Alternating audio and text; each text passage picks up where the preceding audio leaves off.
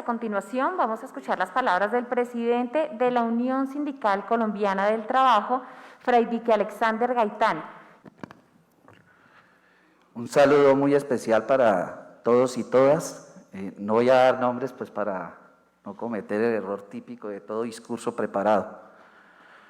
Pero sí quiero iniciar con nombrar dos personas que hacen parte del recorrido como persona y que hoy leyendo un artículo del diario El País, que al igual que la Dolce Welle está influyendo mucho en América Latina, y es si la escuela se pedagogizó demasiado.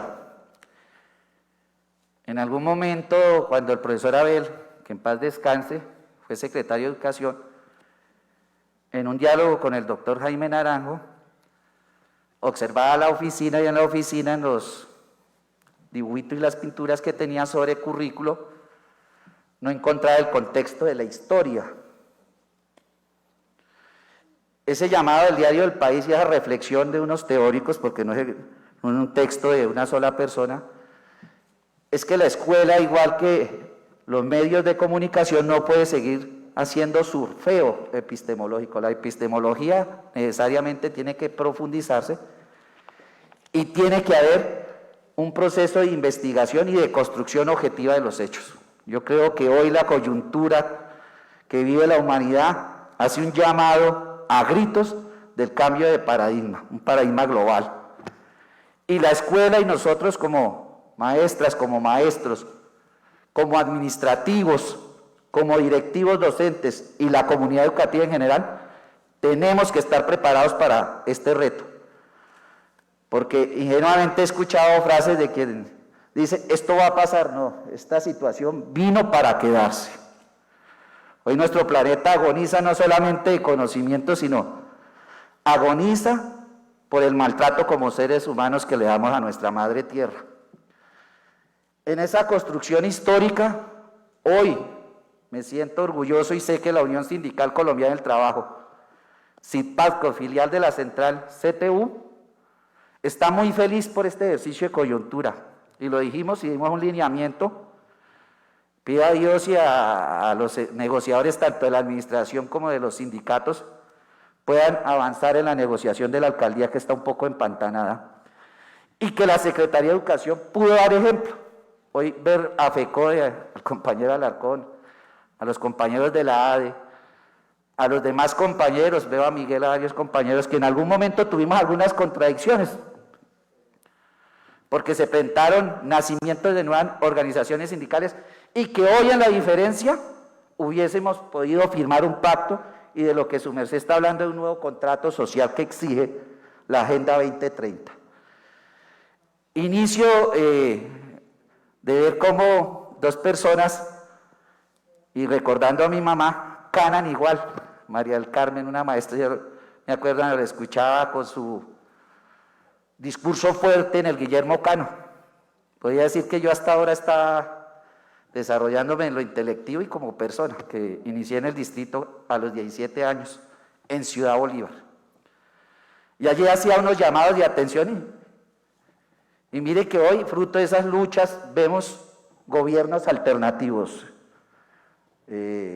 Señora Claudia López, vemos gobiernos alternativos y hemos dicho que lo alternativo, aunque hace parte de la agenda de política pública, convenio OIT 144, su trasegar no ha sido fácil y modificar costumbres de política pública, pues es duro.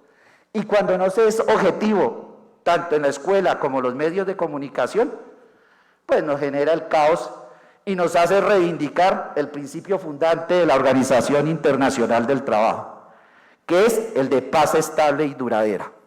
La OIT nace con el Tratado de Versalles y ese es el lineamiento por el cual nace la Unión Sindical Colombiana del Trabajo. En ese trasegar, María del Carmen, me encuentro con un opita, el profe Hernán Trujillo, y dos figuras que en el magisterio del sector educativo han ido también modificando. Ya hoy no tenemos directores de escuela, quedan muy poquitos. Hoy ya no tenemos supervisores, quedan muy poquitos, hoy se les llama inspectores. Y bueno, ese es el trasegar histórico y de la lucha. Y ver todo ese acervo, ese conocimiento en la práctica de una comunidad educativa tan fuerte como lo es Ciudad Bolívar, y ver vestigios de eso en una estructura de poder, de verdad que es un orgullo para la Unión Sindical Colombiana del Trabajo. Segundo, creo que este acuerdo laboral, fruto de un pliego de solicitudes donde se tuvo que desarrollar una metodología para avanzar, es histórico para nosotros y que va a alumbrar en las regiones, porque lo que pasa en el Distrito Capital influye en la nación. No en balde, por eso las estadísticas así lo afirman, que Bogotá, y en especial la Secretaría de Educación, es la segunda entidad en cuanto a burocracia y manejo de recurso humano y de impacto a nivel de tamaño en el Estado colombiano. Y eso va a influir. Son 3 capítulos o 3 submesas donde hay unos sueños, y habernos atrevido a decirle a la bancada de la administración que firmáramos por 3 años era una situación de madurez, porque son bastantes puntos, pero no podemos repetir la historia y decir que firmamos sobre mármol y no cumplimos.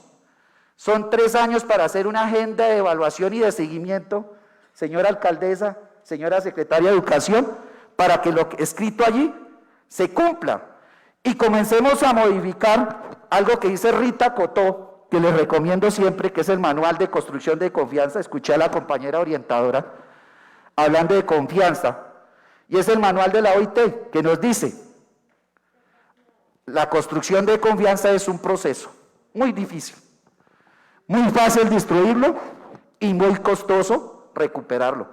Y claro que hay un vacío del ejercicio institucional y de su comunicación con la sociedad civil, está rota esa confianza, y muy especialmente con los órganos que tienen que aplicar el concepto fundante también de la OIT, que es la justicia social. Entonces yo creo que, y eso se acordó ahí, es que este acuerdo se imprima, se distribuya y que se vuelva como una especie de manual de convivencia en el mundo del trabajo, porque la paz estable y duradera tiene que ser con los trabajadores, tiene que ser con los trabajadores. Y de ahí nuestra responsabilidad también como trabajadores de construir tejido social. Entonces, yo cierro aquí dando saludo a todos y todas a nuestras afiliadas que creyeron en este proceso, a toda la bancada sindical, y ojalá esto sea un ejemplo para que el otro año que tenemos que presentar un pliego estatal, que es de carácter ergaones como es este acuerdo, podamos llegar limando asperezas, porque la situación no está fácil en el marco de presupuestos. En un momento uno de los alcaldes que fue valeroso, que hace parte también de un movimiento alternativo, el alcalde de Villavicencio, Harman, se atrevía a decir, alcaldesa, que no había plata. Claro, tanta entrada de impuestos con el tema de la pandemia y todo eso, afectó los presupuestos. Y no podemos tampoco decir que porque se afectaron los presupuestos no haber unos recursos. Europa tomó la decisión de endeudarse para cumplir con los sectores sociales, porque podemos decir, bueno, no entraron los impuestos, eso tiene una afectación económica y todo eso, en la negociación, porque nosotros somos conscientes del pliego que era para Secretaría de Educación, tiene unas competencias, pero no todas se pueden resolver ahí. Como la alcaldesa en sus manos tiene unas competencias, todavía no las puede resolver. Y el otro año es con la presidencia, que tiene un marco de competencias mucho más fuertes, y ahí tenemos que llegar unificados a pesar de las diferencias para mirar no solamente los intereses de nosotros como trabajadores, sino de nuestro país, de nuestra dolida nación. Entonces, señora secretaria, todo el equipo de la administración, señora alcaldesa, ¿verdad? Gracias, porque logramos fortalecer el concepto de diálogo social.